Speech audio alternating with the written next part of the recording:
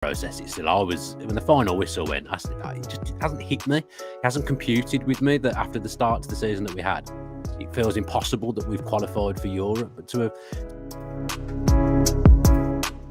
3 games, they were crucial in Villa's season.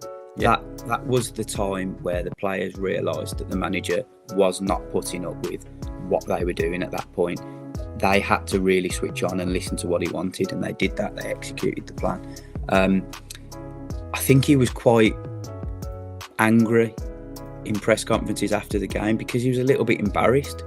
He's not doesn't like losing. He doesn't like losing, no. But no manager does. But he's also not actually used to losing. The 1874 Show by the Villa View. Hello, welcome back to the 1874 Show on the Villa View. I'm your host, Dan Bardell, joined by the Athletics Aston Villa correspondent, Gregg Evans. Gregg's been reporting on Villa for years. Obviously, I've been supporting Villa my entire life. But Gregg, for the first time ever, I think since you've been reporting on Villa, is it the first time ever? Yeah. Villa are going on a European tour.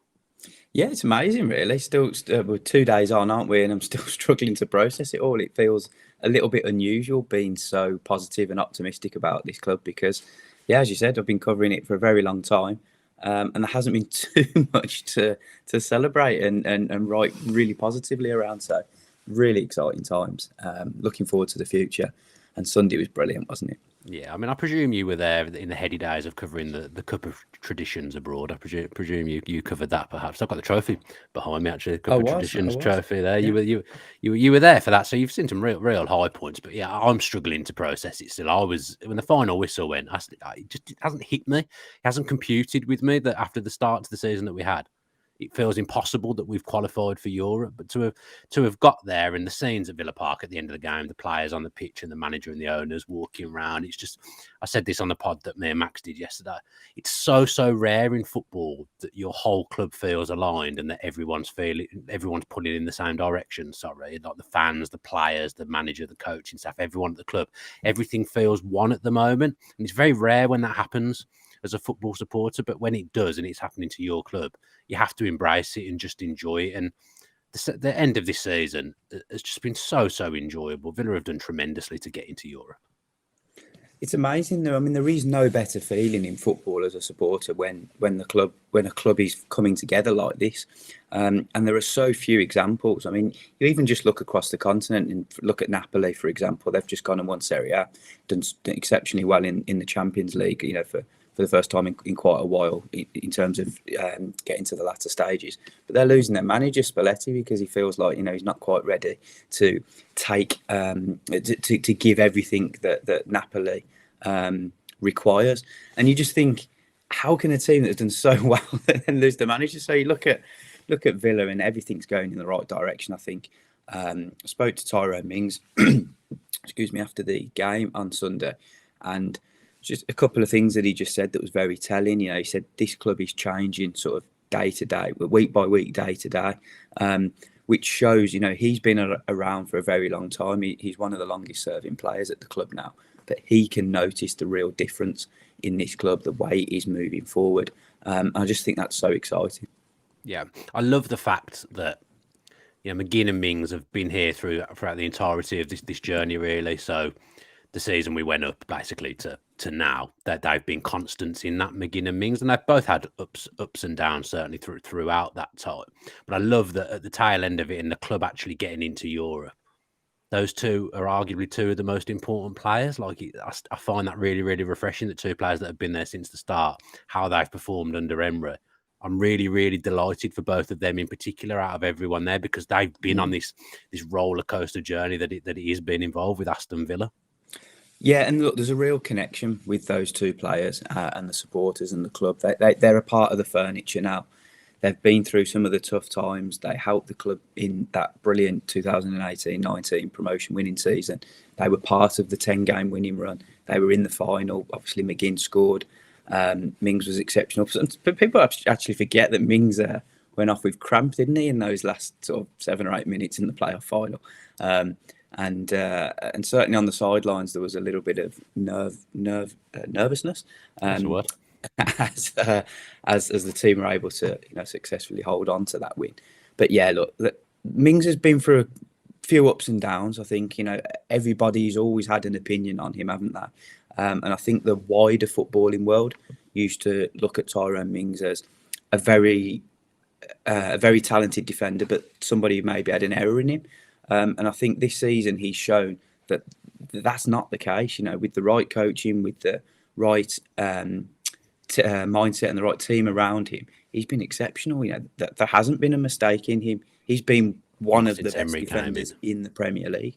And I liked the way he was very confident in his interview when I spoke to him after the game. He said, a couple of us asked him about about his feelings about getting back into the England squad.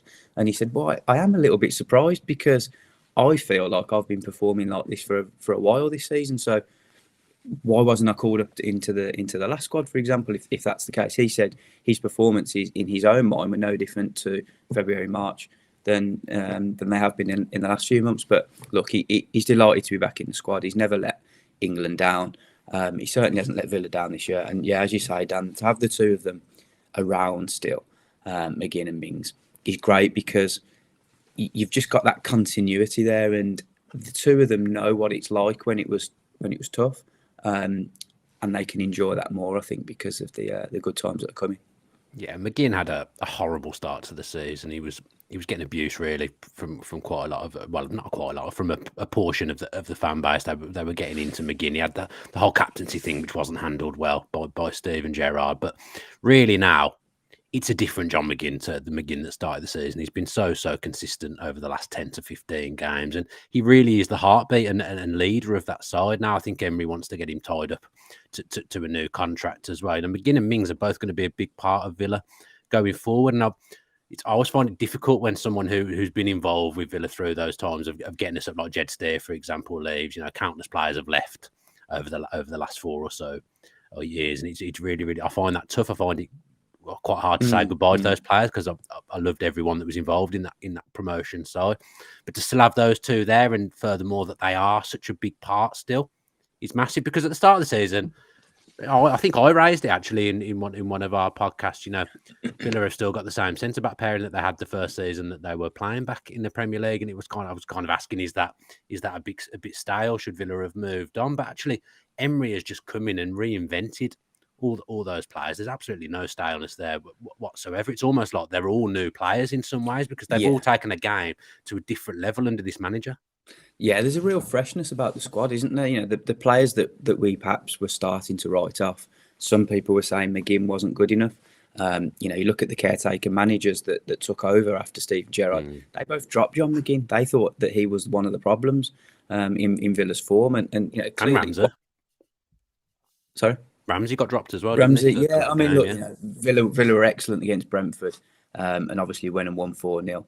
And you thought maybe it did need freshening up a little bit, but then they got spanked at Newcastle by the same scoreline. So there were underlying problems there. But Mcginn is and if you've never met him, he's an unbelievable character. He's just so grounded, so down to earth, so far removed from anything that people think about professional footballers. He walks through.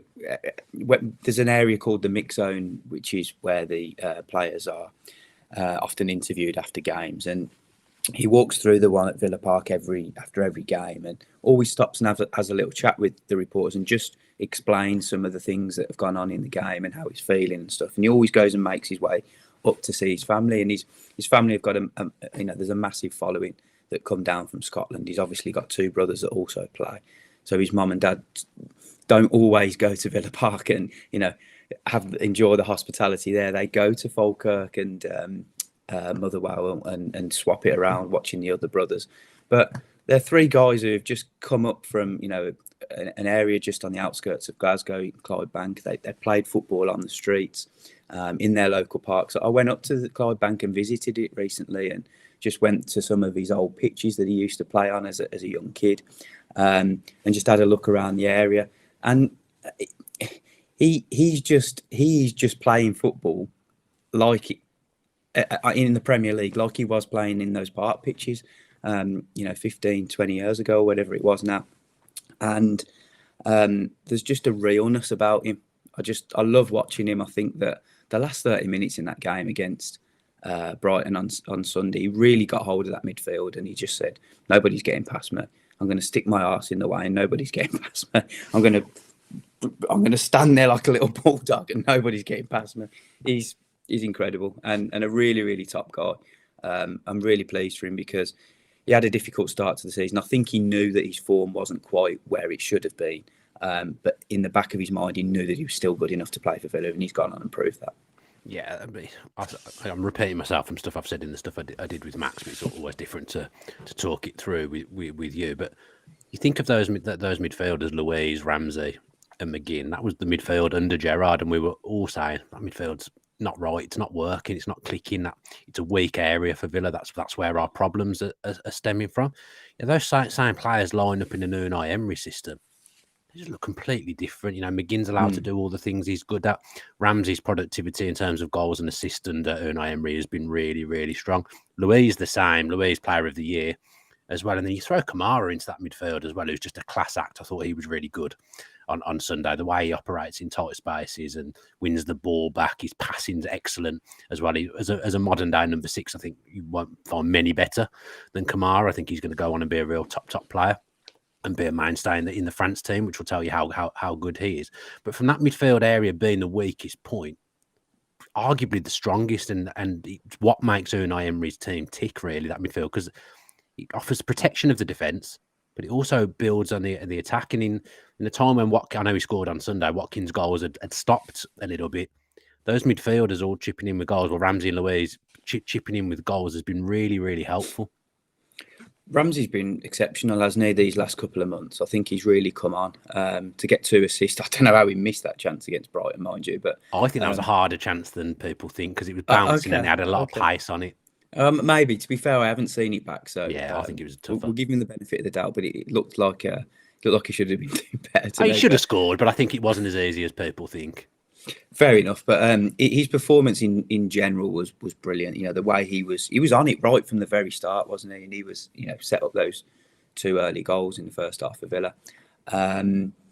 He's done really well against the better teams, which is the most impressive thing. Scored against Man United, Tottenham, Newcastle, yeah, Liverpool. Seems to really come alive in these big games now, which is a really great sign. He's developing exceptionally well. I think he'll have a great under-21s tournament with England. I expect they'll probably go on and win it or go late into the competition in Georgia and Romania this summer.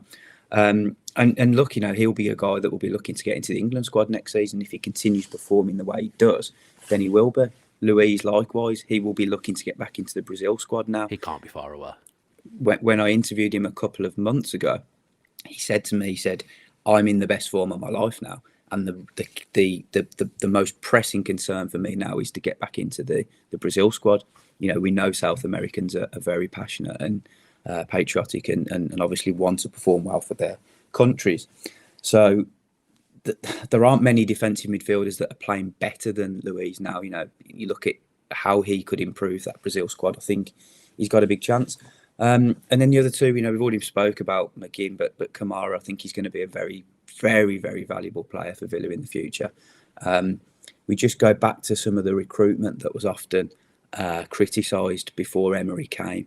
I remember just after that Stevenage game, I don't think Kamara played in that one, but remember after the Stevenage game, the general feeling amongst supporters was that we've lost the FA Cup because of poor recruitment, because of our fringe players aren't quite good enough. But there's a different outlook now. You look at some of the players that Villa have signed, and you realise actually they were very good players. They just needed coaching the right way. And what Emery has done with each individual and as a collective is very impressive. There were so many questions I wanted to ask him in the last week of the season. Obviously won't see him for a couple of weeks now because he'll be on holiday before. Emery won't be on holiday. He's at Bodymore now. No, he's going on holiday, which is quite incredible. Yeah. But be a working holiday. Yeah, I've lost my train of thought. Sorry. What was the question I wanted to ask him?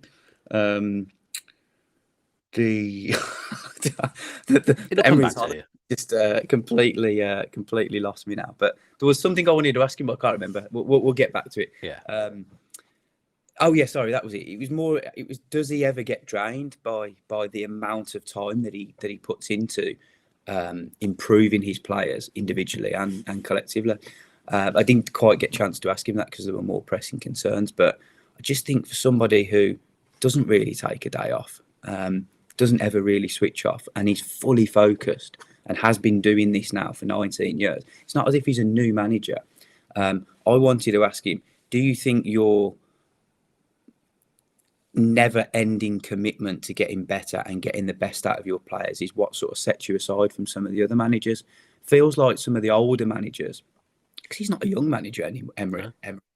Feels like some of the older managers feel like they know they've cracked it and they can sort of relax a little bit, lean on some of their assistants a bit more. But Emery's just so full on, and I think that is what makes him elite.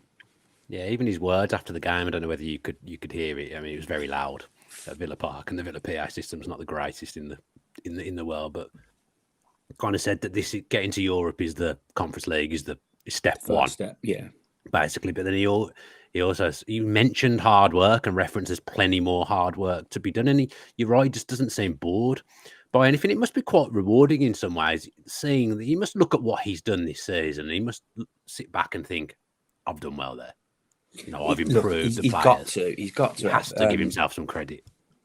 Yeah, he's got to. Matt Law from the Telegraph asked him a question in the press conference. He said, did you feel a little bit disrespected when the Arsenal experience didn't quite go to plan? And do you think that a lot of people that disrespected you at that point are now kind of eating their words and have to admit that they're wrong? And he didn't really answer it, which was strange. He said, his sort of reply was, I wasn't listening.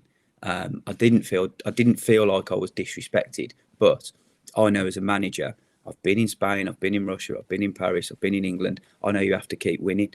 And what I've been doing as a manager, the way I manage, I've had more success than I've had failure. So in the back of his mind, he knows that his way of working works. And his way of working is intense, and you almost would think it would have a chance of not working with footballers because it is so intense. I can't imagine footballers love sitting there and watching clips. But I will say, every time you hear a Villa player speak, they have embraced it and they've worked very hard as well themselves. And they say that, like, no stones left unturned and there's no excuses to not perform because you're told and you know exactly what you're supposed to be doing on the pitch. So that intensity, it is working. I've said this a few times. It works when you're winning, right? Yeah. If Villa are losing games and they've got a manager who is making them sit to watch defeats over and over again and analysing every finer point of it and then getting them in for meetings prior to games and saying, we're going to sit here for 2 hours now and we're going to watch the opposition and this is what you got to do to beat them, and then they go and lose, they're not going to want to be sitting in that meeting after the game again and leading up to the next game. But what Emery has been able to do is he's been able to extract 5 or 10% more out of every single player and make them better. And what they can now see is that they're performing better because of what he has told them. And the team are also performing better because of what Emery has told them. And collectively, that's making them more successful as players and a team. And every player wants that. You ask any footballer, and deep down, all they want to know is, how am I going to play? How much am I going to get paid? And how successful is the team going to be? If they've got all three of those, they are going to be delighted. And essentially, that's all it is. And Villa are well-paid players. The majority of those players are playing regularly, and they're now winning games. So they're happy players. And if that means a little bit of extra training and a few longer team meetings, yeah, privately they all laugh and joke about how long they are, but it's working, so they're all happy.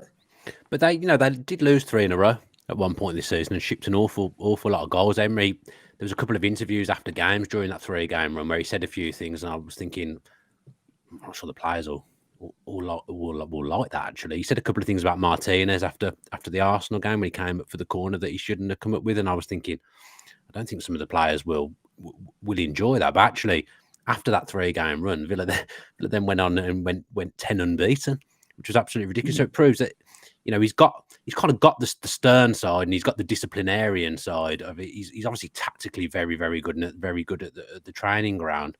But I think over the course of the last month or two as well, you've seen the positive side of how he can behave with players and extract stuff out of them. But he's when he speaks, I find him very, very, very, very warm. When when he was interviewed after the game, I find him very warm in the way he was very respectful of the club, very respectful of the players. Always mentions the supporters. I just think Villa have now they've got the perfect manager. If you were to design a manager for Villa realistically at this current point, I think you would design Unai Emery. Yeah, it's a good way of putting it. Going back to the 3 games, they were crucial in Villa's season. Yeah. That was the time where the players realised that the manager was not putting up with what they were doing at that point. They had to really switch on and listen to what he wanted, and they did that. They executed the plan. I think he was quite angry in press conferences after the game because he was a little bit embarrassed. He's not doesn't like losing. He doesn't like losing, no, but no manager does. But he's also not actually used to losing. There's only a couple of times in his entire 19-year coaching career where he's actually lost 3 games in a row. Very, very rarely happens. And the fact that Villa conceded 11 goals in those games and also were pretty much humiliated against his former team, Arsenal, it was all building up in his head. And I think he was like, I'm not used to losing this many games. I'm not used to conceding. Arsenal fans are taking the piss out of me. This is not great. So I think some of the comments he said after those games were just a bit of built up frustration. But what happened next was really impressive. You know, there were longer training times, there were more meetings, fewer days off.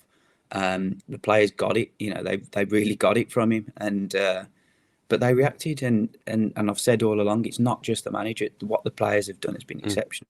They've been able to put in practice what he's been asking. And also, which we'll maybe go into later, the structure around the club has allowed Emery to focus more on coaching because everything's already in place. We'll maybe go into that a bit more detail later. Yeah, I mean, the other thing is that we lost a couple of games in a row to Manchester United and Wolves near the end of the season. At that point, it looked like Europe might be tough. It would have been very easy for the season to peter out to an extent then, but he just did it. We've got ourselves in the position and got ourselves going into the last day, knowing that if we win our game and take care of business, we are in Europe. And again, I think that's impressive to come back from those 2-1-0 defeats and pick up the results that we needed at the back end of the season in big games. I mean, the Villa Park form, when he first came in, the away form was really good, wasn't it? We were winning the away games and home was a little bit bitty at times. But seven in a row wins at home in the Premier League, only conceding 2 goals in that 7-game run, and one of them was a dubious penalty against Tottenham Hotspur. I mean, overall, the records that he's got rid of, or the records that he's created himself in such a short space of time, he's borderline ridiculous what he's done. I cannot believe everything he's done. Go on. There's just so much to go on. You know, we could do a 4-hour podcast and everything that he's changed and the records that he's got rid of. There's so much to go on. It's like Gerrard's points per game tally at the start in this season was 0.84, I think, and Emery's is 1.96. Now, he picked up 49 points from 25 games. If Villa did that over the course of the season, they would have finished on 74 points above, but only behind Arsenal and Manchester City. They are the 3rd best team in the Premier League under Emery. There is no dispute in that. The figures show that. There are so many records that Villa have went on to break. The fact that they scored in the first 23 games, first 21 in the Premier League. The last manager who did that was Carlo Ancelotti at Chelsea, and we know what a great manager he has been. Villa had only ever won 7 in a row at home once, and that was under Ron Atkinson when Villa finished 2nd in 1992-93. That's the level Villa are at right now. You know, we're not just hyping this up. The figures show that Villa are the 3rd best team in the Premier League at this point in time.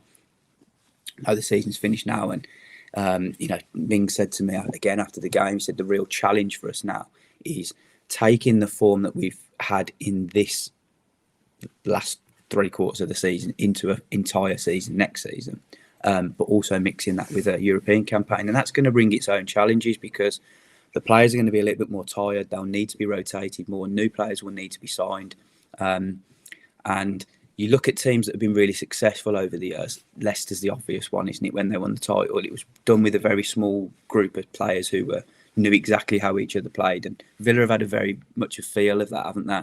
They've had the same team almost, with one or two additions or changes. But hopefully the players that Villa get in help strengthen the squad. Hopefully their individual talent is able to get Villa through games that they might have lost or drawn previously. And hopefully they just fit seamlessly into this Emery system. Yeah, I mean, I'm going to give you a couple of Bardell assumptions here. This is based on absolutely nothing, as you'll know, but these are assumptions from me, and you, the more knowledgeable of the pair of us, of what's going on, can tell me whether I'm somewhere in the ballpark of being right. So Villa don't need major surgery in the squad in the summer. They need some quality additions. I don't think Villa will sign more than 5 players. I think they'll sign a backup goalkeeper, a centre-back, a central midfield player who can probably play wide a little bit like Mcginn and Ramsey do, Bailey / Traore type wide player, and a forward. And then that's Villa bringing in, I think, exclude the backup goalkeeper for that. That's Villa bringing in players in 4 positions that would immediately improve the first team. They'll only bring in players that are better than what they've got, won't they? So they're my assumptions of, 1, the kind of number of players we'll bring in the summer, and 2, the type of player. Am I assuming somewhere along the lines of being right? Yeah, I think so. Yeah, I think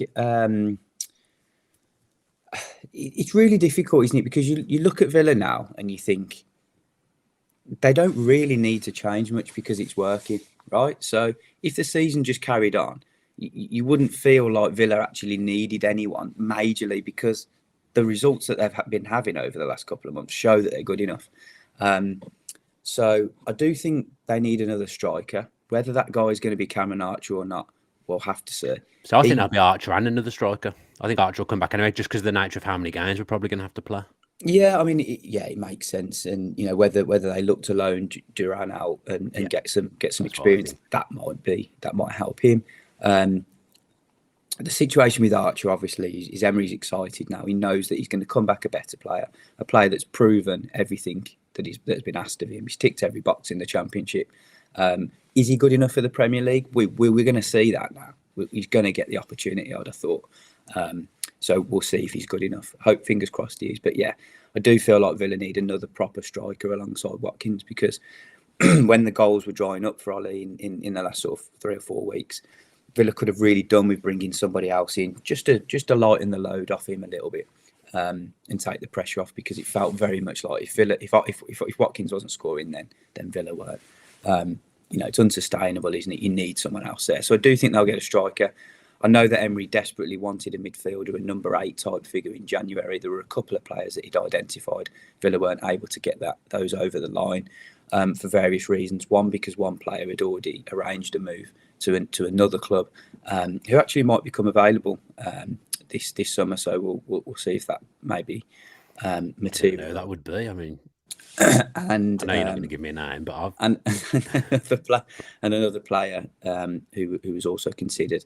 So Villa have been looking at midfield options. I firmly believe they'll get a midfielder in. We know that they want a sort of striker who can play out on the wing, a forward figure, Nico Williams, someone along that role, Marco Asensio. From our Spanish colleagues, they now say that Asensio will leave Real Madrid. He hasn't agreed a new deal. Was leaning towards wanting to stay there, but hasn't been able to agree new terms. If Villa could pull something off like that, that would be a real statement signing. But there is competition for his signature, of course. And there are going to be other players in Spain, who Villa are looking at. They've brought 2 new recruitment guys in who Emery knows very well, and obviously knows the Spanish market. If Villa signed 5 players, it wouldn't surprise me if 2 or 3 came from Spain. But they're not exclusively looking at La Liga. They're looking across the board as well, to get better players in. But yeah, it'd be interesting to see if any of the youngsters are considered in Europe as well, because it's a good time to start. Excuse me, bringing them into the team, isn't it? Using them in those cup competitions. It's a good breeding ground. Carabao Cup. Can you start sneaking in a Josh Feeney maybe at centre half and giving him some game time? Having a look at Tim Irabunam, maybe an Aaron Ramsey. Is Jaden Philogene-Bidace gonna cut it at Villa? Will he be a guy that maybe they turn to off the bench in Europe and times like that? Be interesting because Villa have got some talented youngsters. Caden Young, obviously, he's currently with England under-17s. Somebody that Emery used on the bench earlier in the season. Might be an opportunity for some of these players, one or two to break through, and that just increases the squad size there. Yeah, there's some exciting ones in the age group below that coming through that I've heard about as well. So, the academy at some point is going to start bearing fruit for Villa because they've invested a lot in it, and it's been slim pickings over the last 10 to 15 years with players coming through the academy and making it what I would class as making it. There's probably only really Jack and Jacob Ramsey that I would class as having made it coming through the academy and playing for the first team. But being in Europe, it's extra games, but it is a great breeding ground for young players. If you look at Saka at Arsenal, he wasn't in and around the first team. He played a few games in Europe, and they thought, okay, this guy can hack it. We've got someone here that becomes a first team player, and he gets in the team in the Premier League. He's playing for England, and he's one of the best players in the Premier League now. So the European football thing is massive for Villa because they will get to give a chance. Cameron Archer will play the European football games. I would think. I'd think he'd be heavily involved in those. And it's just a chance. The extra games gives you a chance to look at things you can't look at when you just playing Premier League football. When you're just in the Premier League, like Villa have done, they've been rolling the same team out week in, week out, but they are going to have to add to it. I take your point that, the season just carried on now, you'd be fine. But if Villa had an injury to Watkins, they'd have been in big trouble in the second half of the season. That would have really, really hurt us, and I don't think we would have been qualifying for Europe. And it was also, if you look at that Brighton game at the weekend, as it was essentially a one-off cup tie in the end because we needed to win to get into Europe, and we did it. But when it was tight and it was 2-1, Brighton were making subs and bringing players on. We made one sub, and I just didn't think there was nothing on there that was going to make it any better. They could have brought Ashley Young on maybe to firm it up at the end of the game, but the sub you could have predicted before the game started. It was only really Buendia, wasn't it? I mean, you think, okay, that Alex Moreno's injured now and he's not going to make the start of next season because he's had to have surgery. Coutinho's been out for ages. Been out, it's just never-ending frustration, isn't it, with Coutinho? Because you never know, do you? I mean, look, it hasn't worked out for him at Villa, but you never know. Emery might have been able to get the best out of him. He seems to have with other players. He got a nice goal before he got injured. Yeah, how exciting. I mean, I did a seasonal review on The Athletic today, and I actually put the Coutinho goal down as the goal of the season for me.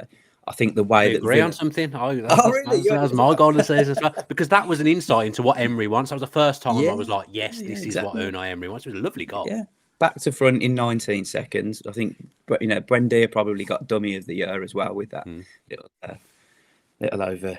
And did the club give it to Traore? I think he got goal of Leicester. Yeah. Bit of recency bias in that, I think. Yeah, I think the importance of that goal, certainly put it up there. Was a good finish as well, but I think Coutinho's was excellent. Villa actually scored 2 goals, didn't they, in back-to-back weeks like that? The other one was an own goal. Palace, was it an own goal? Crystal Palace? They cut the ball across. Cash cut the ball across. Cash cut the ball across, and then Anderson just sort of slided it in. Yeah, it was almost an identical move, but just from the other side. So I actually did another piece at that point because that move was 19 seconds from goal to from Martinez to goal, and then the Coutinho move was not also 19 seconds from Martinez to goal. And I did an article on The Athletic, the 38 seconds that sort of showed that Unai Emery's plan was working. I really enjoyed writing that. I tweeted it out again a couple of days ago. I really enjoyed writing it because that was the time where you thought, do you know what? You can see what this manager's trying to do. And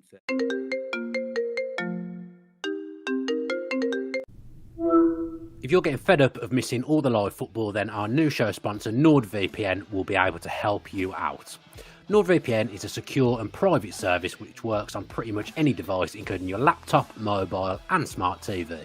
So if you want to watch, let's say, some live US content, it allows you to appear like you're in that country. And whilst you're connected, no one can find out what you're doing, including your internet service provider. Beyond this, the service also has threat protection baked in to protect you from intrusive website ads and malware, which is pretty handy. As part of NordVPN supporting the Villa View, they've given us an exclusive deal of up to 65% off and 4 months for free. This also includes Nord's 30-day money-back guarantee. All you got to do is go to thevillaview.tv/NordVPN and sign up. All the details will be in the description of this video. And as always, we're truly grateful to anyone that signs up. We know money's tight, but if you think NordVPN is worthwhile and it's going to help you out, then this really helps us keep the channel running. All the best, up the Villa. And sadly, for too long under Gerrard, you couldn't really work out what he was trying to get.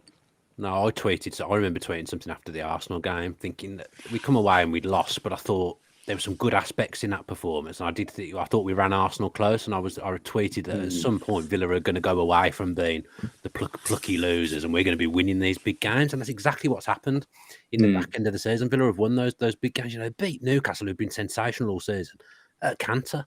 That was one of the best, most complete performances I think I've ever seen at Villa Park, and there's been many good performances under Unai Emery. Do you think there'll be many outgoings in the summer? The squad's not very big, so you would assume I think maybe 1 or 2 will leave for maybe 5 to come in, but I don't think there'll be loads of. It's not a massive rebuild coming here. No, a couple. So look, I mean, obviously Jed Steers on his way. Will Villa look to strengthen in the goalkeeping department? I personally think they need to move Robin Olsen on and get a better backup. I think that would be beneficial for Villa. I just don't think he's got the confidence.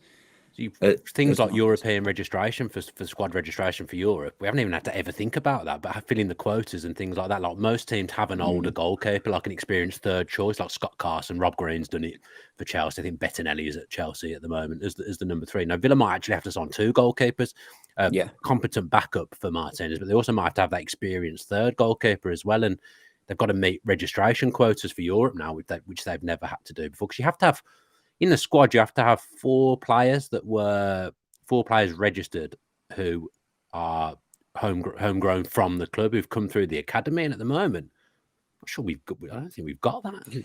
There aren't too many, no. I mean, on the goalkeeping front, I'd like to see Sinisalo, be used as the third choice. I think if you're is that any good for him? Well, I mean, I think if you're... He's been on the bench, hasn't he, quite a lot this season, because Villa have used 2 players on the bench. But I think if you're going to develop a goalkeeper for all these years, like they did with Matthias Sarkic, at some point you're going to have to give him a go. And I'd like to see maybe if it's hard, isn't it? Because Emi Martinez is going to want to play every game. He's going to want to play in Europe as well. It's not a case of because Villa are in Europe, play their backup goalkeeper in Europe. Emi Martinez will want to play. But I just think that Sinisalo is at the point now where he's had a couple of loans. He's been in and around the first team squad now. It might be a good chance to maybe promote him or at least give him a go at some point in one of the cup competitions or a couple of games. But I do think they need to improve on Olsen. Don't know whether Sinisalo is that guy because I haven't seen him enough in first team action. So we'll see. I think the European games and the more cup competitions will give Diego Carlos the chance to show how good he is again and give him the chance to recover after what was a horrific Achilles injury. Must be disappointing for him because he was obviously signed to play. The fact that one of the key points in signing him was the fact that he could play either left side or right side. So he wasn't signed to replace Mings or Konza. He was signed to come in and push both of them. And if ever one of them weren't performing, he could then take their place, and then it would be up to the one who wasn't performing to get back in. So I think that was a really good situation to have 3 really strong centre halves there with Callum Chambers as the backup. Do Villa now decide that they need 4 really good centre halves because they have Europe? And they might have to move Chambers on and get an even better player in. Let's see. I do think Emery quite likes Chambers because of his versatility in some ways. But perhaps they're looking at getting stronger, better players in certain positions now. Again, it's looking at some of the younger players, isn't it? See whether they can come in. I mean, I guess the massive thing is whatever we do in the summer, there's full trust there with Unai Emery, and he's fully in charge of what they're doing as well. He's basically picking the players, isn't he? Of who comes in. Yeah. Look, Emery's running the football department. He's making the key decisions alongside Vidagani now, and obviously Suarez and Edens will listen to what he wants and see whether they can deliver. The next challenge for Emery perhaps is to show that he can do it in the transfer market, to identify the players that are going to improve the team and make this team better. If he can do that, then he's got it all for me, because he's shown that he can coach this team and make them much better, get the best out of underperforming players. If he can now bring in other players that he personally identifies and they make Villa better, what more can this guy do? He's a genius.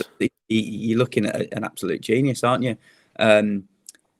So yeah, I know he didn't. I know there were a lot of players that he had identified at Arsenal that he wasn't able to get.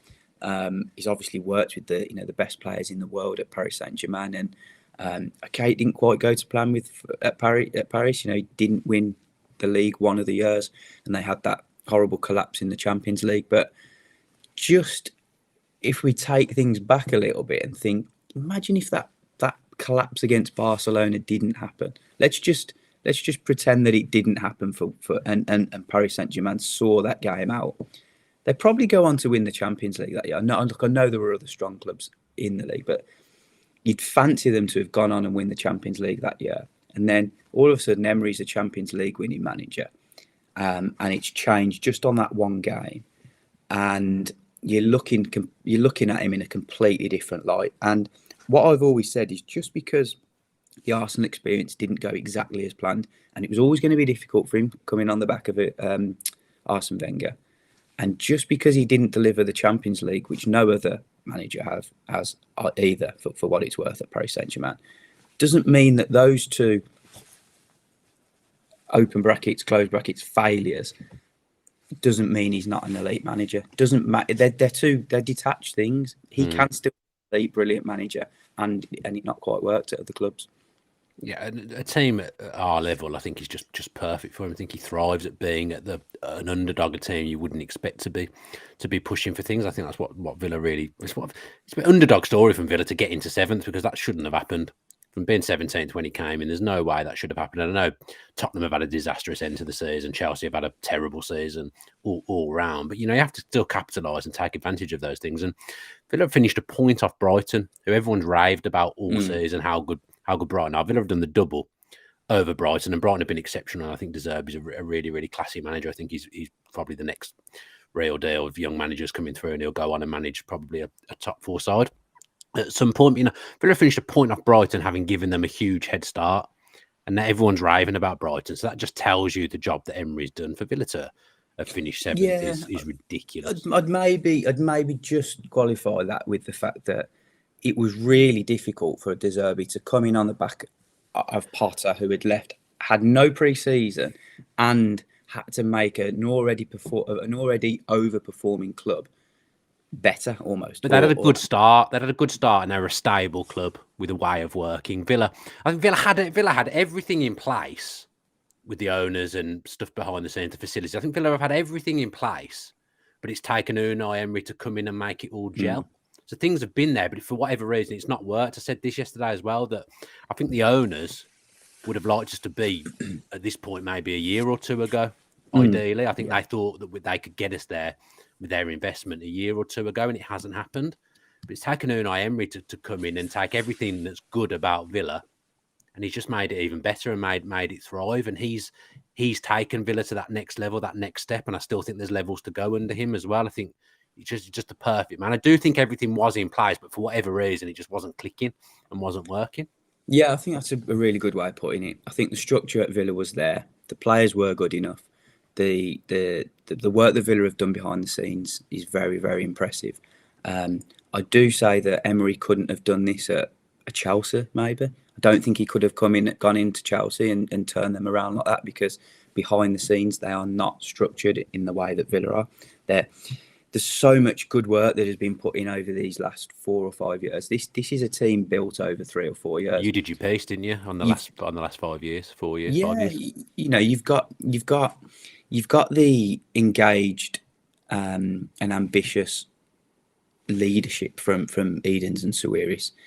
Christian Perslow's done a brilliant job in running the day-to-day of this club for 5 years. He's the guy that's been in charge of getting this club moving. And look, this has been the most transformative part. And okay, you might look at it and say, well, Villa made a mistake bringing Steven Gerrard in because that didn't quite work. A couple of signings haven't quite gone to plan. Yeah, I agree with that. But I think overall, to get a club out of the Championship and into the top 7, there's a lot of hard work that's got to have gone on behind the scenes. I think Perzo's been instrumental in that. The infrastructure at the club is improving all the time. Villa are a modern Premier League club now. 5 years ago, they were not. You look at Bodymoor Heath, the surroundings around the place. They've got an amazing performance centre, a brilliant academy. They've got an inner city academy coming soon. The North Stand redevelopment plans are all in place. And then, people like Johan Langer, when he came in 2020, Villa didn't even have a loans department. They didn't even have a loans department. And now, they've got the most amount of young under 23 players in the Football League this season. I just look at some of the small wins that sort of Langer's department has had, and he set up the data department. The data guys were the guys that put the hard work into to get Kamara into the club. The data guys were the ones who realised that Middlesbrough would be the best move for Cameron Archer, because almost every club in the Championship wanted him, but Villa were very careful with where they sent him. They realised that Michael Carrick's Middlesbrough had created more chances than any other team in the Championship, so that would give Archer the best chance of going on and scoring goals. And look what he did. Did he get 10 goals and 6 assists, I think? It's the assists I'm even more impressed with in some respects, because I knew he could score. Yeah, so that's another win. They've taken a player who 2 or 3 years ago nobody was really talking about, but you've now developed him into a £20 million striker and somebody that could come and do really well for Villa next season. And it's just all those little things like creating a player care team behind the scenes. Villa have a lot of South American players in, and Diego Carlos, for example, who comes into the club, he ruptures his Achilles after 2 games. He's got young kids who need to find their way into a school here, and Villa's excellent player care department now are able to find the right school for him and make sure his wife's okay and make sure that all the South American guys stay together. Look back to when we interviewed Juan Pablo Angel. Do you remember? He said if there had been anybody that was at the club that could have looked after me and my family, his wife, Pablo Angel, had a baby as soon as she came to England. It was all really difficult for her. And you just think, if you've got all the structures behind the scenes, it helps the players thrive. And if the players are happy and the manager's able to coach the players who are happy, it's just so much easier for them. Not taking anything away from Emery in that respect, because the structure was there under Gerrard and he didn't quite do it. But what you need is really good people in the top positions, and Villa have got that, but they've now got Emery as the manager, and that's really helping. Yeah, I agreed with most of what you said there. Not absolutely everything, but I agree. I agreed. What did you disagree on? I'm not going to tell you.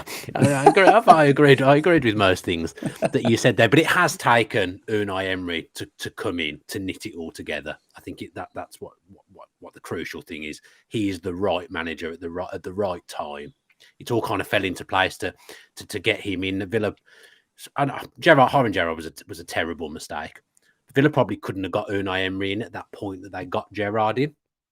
I don't think they. I mean, he turned down Newcastle, so I don't think Villa would have been able to. Villarreal were going well in the Champions League. Villa wouldn't have been able to get Unai Emery in when they employed Steven Gerrard. So if they'd employed someone else who'd been a relative success, Emery wouldn't have come. So the timing of it was all worked well. In the end, we had to sit through that disastrous tenure under Steven Gerrard, but in the end, the stars aligned for us to get Unai Emery in, and he's the king now. He's the king at Villa Park and at Bodymoor Heath, and he's the one that's really knitted it all together. King Emery is the king. So I was thinking, right, this is very, very ambitious here, but I've always thought in my lifetime I'm probably never going to see Villa in the Champions League. That was how it felt.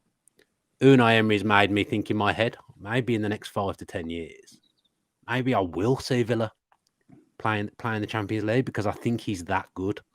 I think he's capable of doing it. Either you look at Newcastle last season, they'll be operating in a different market to us now. We won't be fighting them for players because they've got Champions League. They'll be pulling in some big players. I think Newcastle had a real upturn last season under Eddie Howe, and they ended the season well and ended up finishing top half. I think they maybe finished 8th, 9th.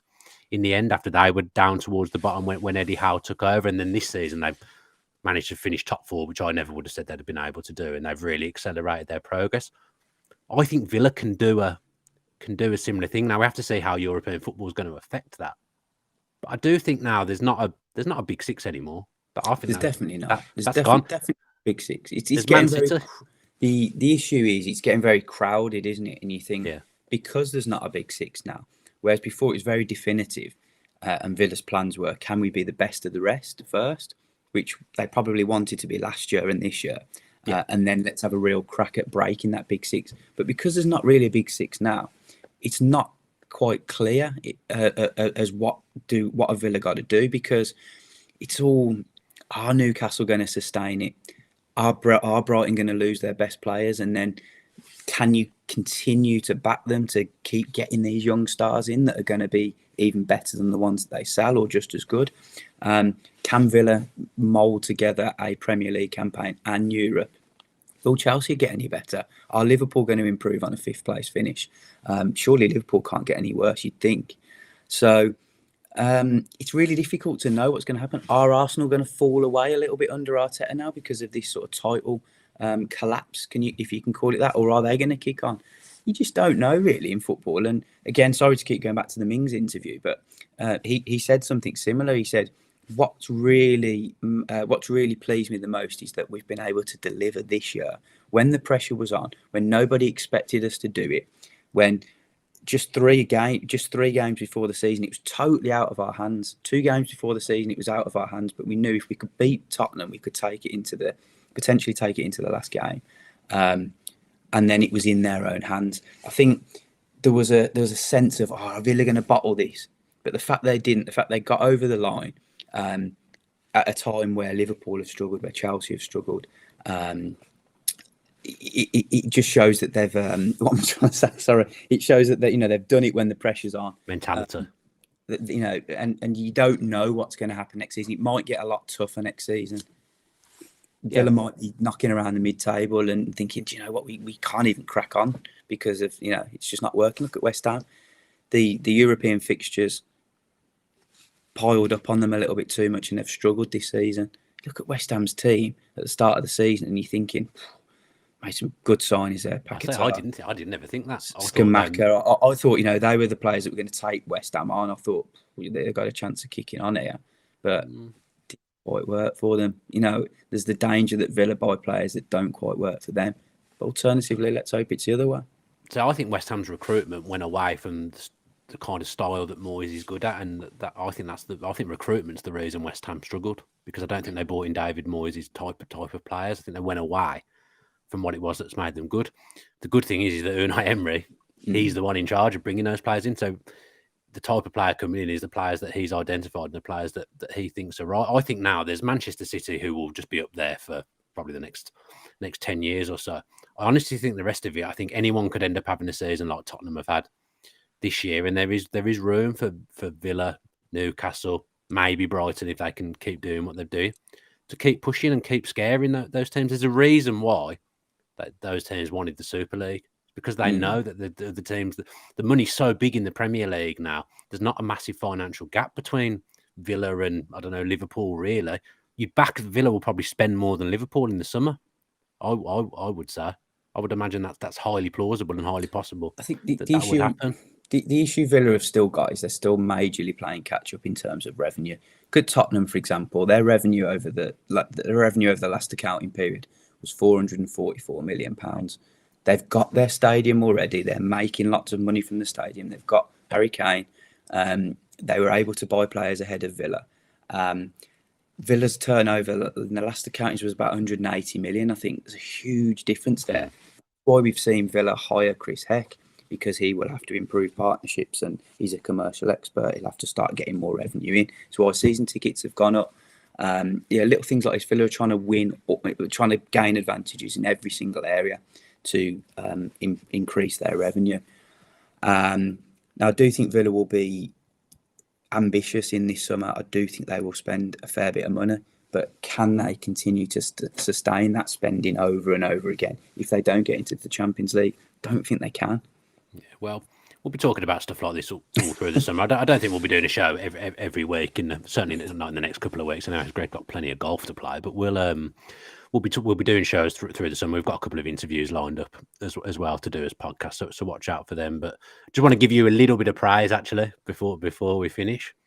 So you said one of the podcasts, it's probably about 8 weeks ago, we were talking about Luca Dean, and you said it's not fair to judge Luca Dean until you've seen him in this Villa team. I've got to say, seeing him in the Villa team at the weekend, I thought he was very good, probably one of his better performances in a Villa shirt. So a bit of nous from Global Greg there. I get something right every now and then, don't I? No, you've got a few things right. There was something else as well that I thought, oh yeah, Greg said that, and that was actually bang on, but I've completely forgotten what it is. But the Luca Dean point was valid, because I thought in Villa now being a good cohesive team, I thought Luca Dean looked better than the last time I remember him starting at Villa Park. So good point from you, Greg. Well done.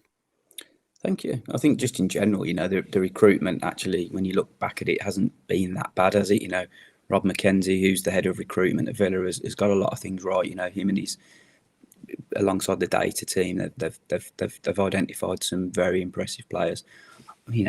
Ollie Watkins as well. We go back to him. I know that obviously Dean Smith had previously worked with him, but Rob McKenzie, I'm pretty sure, was part of the process when Ollie Watkins was signed. And you just look back through the striker signings in the Premier League since 2020.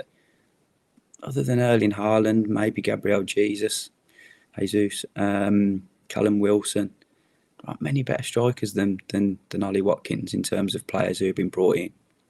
No, I can't. Mena. Leicester spent a lot of money on Daka. They got relegated. There's a bit of a Villa haven't bought. Villa's recruitment hasn't been that good. Difficult to get a striker who scores double figures every single season like Ollie Watkins has. Pretty sure Salah and Salah and Harry Kane are the only other two players to double figures in 3 seasons in a row. Yeah, they are. Not bad for Villa to get a striker like that. No, brilliant for him to end on 15 goals as well. Feels like a nice number to end the season on. I was glad he didn't end the season on a drought, because it was quite he needed that goal, didn't it? It was fitting that he scored the winner, I think, because his goals have been massive in getting Villa into Europe. It was fitting ending the game with John Mcginn in the corner as well, because it kind of took me back to those championship days when he would run the length of the pitch and kick the ball in the corner, and that's how Villa's season ended. So yeah, we're going to end 1874 for today, but we'll pop up with some shows through the summer. We won't leave you all hanging, because there'll be plenty going on at Villa Park and be plenty to talk about. Greg, thank you very much for joining me today and in the second half of this season as well. You could say 1874 coming back has propelled Villa into Europe. I'm not sure whether the two are correlated, but certainly Villa had a very good second half of the season when 1874 did come back. So it's only right that we take a little bit of the credit. Don't forget to subscribe to the channel with your post notifications on, and leave some comments below as well. Please give the video a like as well. Let's go big. I want to go big. I want 500 likes on this video. Let's get us 500 likes on this last episode of the regular season of 1874, please. As I say, we've got a couple of interviews lined up, so they should be with you in the next 2-3 weeks. I'm looking forward to doing those. Looking forward to them on this podcast. Have a good week.